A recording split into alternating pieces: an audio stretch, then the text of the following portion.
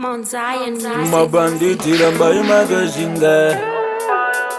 magazhinga chibanditi chiri mumoyo hachisi chegumwa tese doro ndanga ndiripa off ndapenzerwa natimani ndikati rega ndiende ndasvika panzvimbo ndikanzwa chingoma ndikati rega ndipinde ndaona pane varume asi ndati ndirakidze ndinika mukuru wereke tambirai kamukuru wereke ndauya kamukuru wereke utarisa rwendo rwandafamba handipfumeti fiti nangwe ndikalusa ndinodzoka ndofesa mawani yangu andimbokopa ndine dzimwe confidence ndine chivindi chimwe chausingambofungira sawira chero zvirwadze ndoramba ndakamira nangwe ndikaita tifiti ndodzoka mangwana vakakanda zvipakira ndodzoka mangwana nangwe vakandikwapedza ndodzoka mangwana vakawanda kandirwisa makeni vachikanda asi inini ndine naro nobadikani naro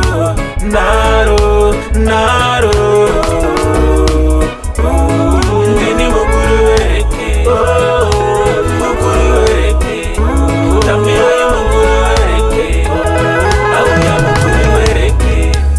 vamwe vainditi wakanya vamwe vonditi nyarara vamwe voseka vachitiranya mabhanditi wotitofana tawanda upenyu tinokwira tinodzika tese tinombonyura tinotipa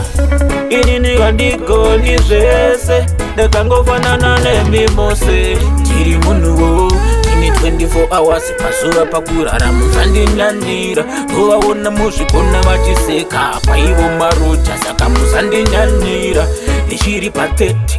ndakatoshanda kubva kumafleti usati wandijaja tanga wazvitarisa kuti kunei kunze kwekafoni kako nechaja semusoro pangu ita yako ndiite yangu mabhanditi yangu tineme msaite chikumbu gara wasiva iwa upenyu hauna shasha senga gore rino rine hasha uchati vadzimu mandirasa kana shamo yako yakurakasha ndine naro nobody kwani naro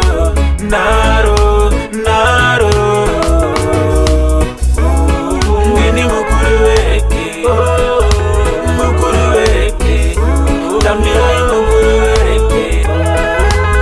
zvinouya zvinondivana ndiripo indikandipfe vangatondiuraya ndiripo indikandipfe handina chimwe chandinacho handina zvimwe zvandinazvo kunze kwetare ndarangura ndakapihwa namwari vamwe vauya vachida kunditsara mari saka muna mato vangu ishe kutive tinoshanda zvinobatike baba musatisiya tichirasike muna mato vangu ishe ndakumbira baba muzanditorere baba muzanditorere chipo chamangandipa ndingatofira pabasa